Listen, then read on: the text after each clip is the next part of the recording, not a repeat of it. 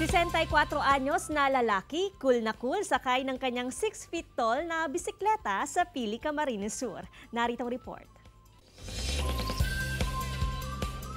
May signal light na, may busina pa. Kakaiba nga ang bisikletang ito ng 64 anyos na si Benito na mula sa bayan ng Libon, Albay. Kaya naman tiyak na mapapa-second look ka dahil ang bisikleta ni Benito ay 6 feet ang taas at mas mataas pa kaysa sa kanya. Iba kaya ang mountain bike, pag nagbabike ako, ang mga bus, garo pinagkuyan ako, pipina. Araw ka din nga lang kao, dahil ako pinagkuyan.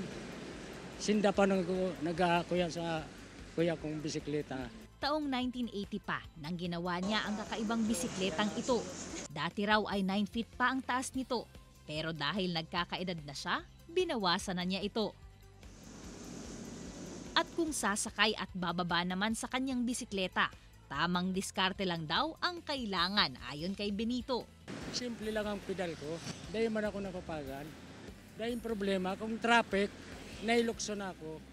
Ang 63 anyos naman na biker na si Tatay Francisco, hindi maiwasang mapahanga sa kapwa biker na si Benito nang minsang huminto ito sa pagbabike malapit sa kanyang pinagtatrabahuhan. Pero meron ko itong makailing dalawang, may panantong araw pa lang kayo itong technique niya, ano. Hindi ko ito kaya.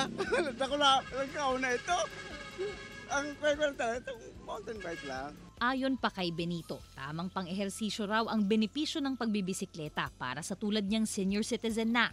Kaya tanging panalangin na lamang ni Benito na magkaroon siya ng mabuting kalusugan para patuloy pa siyang makapagbisikleta at magbigay ng kasiyahan sa mga nakakakita sa kanya. Jessica Kalinog para sa Mornings with GMA Regional TV.